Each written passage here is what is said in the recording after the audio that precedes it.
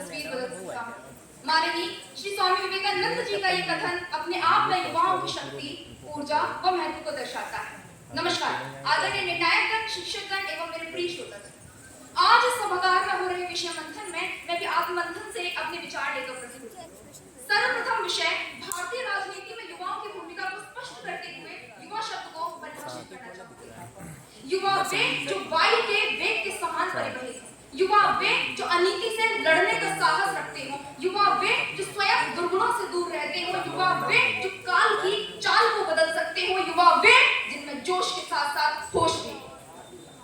साथ ही महोदय, भारतीय राजनीति जो संपूर्ण विश्व में सर्वश्रेष्ठ लोकतंत्र के नाम से जानी जाती है। लोकतंत्र अर्थात जनता का दल, लोकतंत्र अर्थात बहुलता का दल, और भारत जो संपूर्ण विश्व में जाना ही युवा राष्ट्र के नाम से जाता है, ऐसे में बहुलता के तंत्र में बाहुल्य युवाओं की क्या भूमिका है, सभा के मध्य स्वयं ही स्पष्ट है। साथ ही महोदय, जब भी बात की जाती है भारतीय राजनीति में युवाओं की भूमिका की, तो मेरे सामने दो पृष्ठभूमि आती है, प्रत्यक्ष व अप्रत्यक्ष। जब सभा के मध्य अप्रत्यक्ष तौर पर भारतीय राजनीति में युवाओं की भूमिका को स्पष्ट करूंगी, तो एक आंकड़ा प्रस्तुत करना चाहूंगी। Centre for study of developing societies के सर्वेक्षण के अनुसार 2014 लोकसभा चुनाव में 66% मतदाता केवल 18 से 25 वर्ष की आयु के थे। ऐसे में 2014 में केंद्र में सत्ता पलट होना भारतीय राजनीति में युवाओं की भूमिका को दर्शा देता है। अलग नंबर मिलेंगे। साथ ही महोदय, जब प्रत्यक्ष तौर पर भारतीय राजनीति में युवाओं की भूमिका की बात करूंगी, तो बड़े ही चिंतित हृदय के साथ आंकड़े प्रस्तुत करूंगी कि भारतीय लोकसभा में 543 सीटों में केवल 6% प्रतिनिधित्व भारतीय युवाओं का है। यह आंकड़ा हम सभी के समक्ष एक प्रश्न भी खड़ा करता है कि क्यों युवा बाकी सभी क्षेत्रों में इतना उम्दा प्रदर्शन दे रहे हैं, इसमें राजनीति।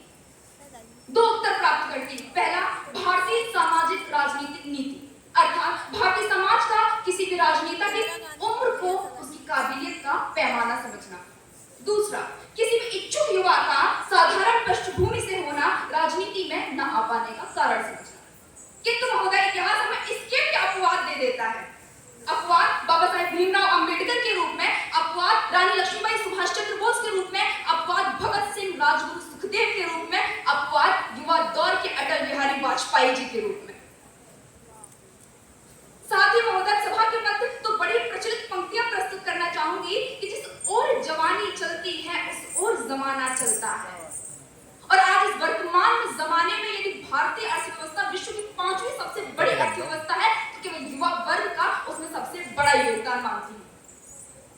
साथ ही महोदय, सभा के मध्य एक तथ्य और प्रस्तुत कर देना चाहूंगी कि केवल युवा वर्ग ही समाज का ऐसा वर्ग है जो अपने भीतर शारीरिक शक्ति, मानसिक कौशल व अभिनव सोच का अनूठा संगम समाहित करता है। साथ ही महोदय, विषय की गंभीरता हम सभी के समक्ष एक बहुत बड़ा प्रश्न खड़ी करती है कि क्या वाकई में भारतीय युवा भारतीय राजनीति में रुचि रखता है।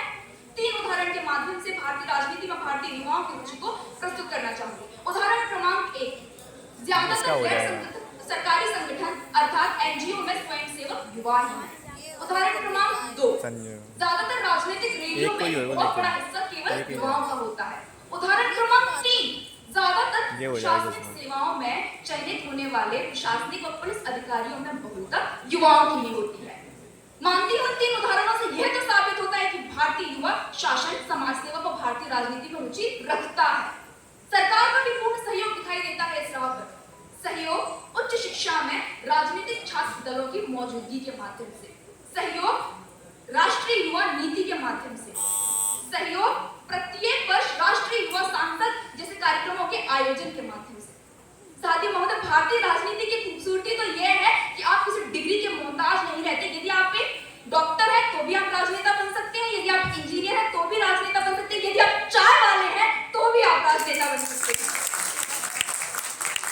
साथ ही महोदय, अपने विषय को संजोती हुए यही कहना चाहूंगी कि यदि इसी प्रकार सरकार के सहयोग से, उचित जागरूकता आंदोलनों से, उचित जागरूकता अभियानों से और प्रत्येक युवा के अपने अपने कार्यों से युवा इसी प्रकार राजनीति के प्रति अपने उत्तरदायित्वों को समझने लगे, तो वह दिन दूर नहीं जब सुखदेव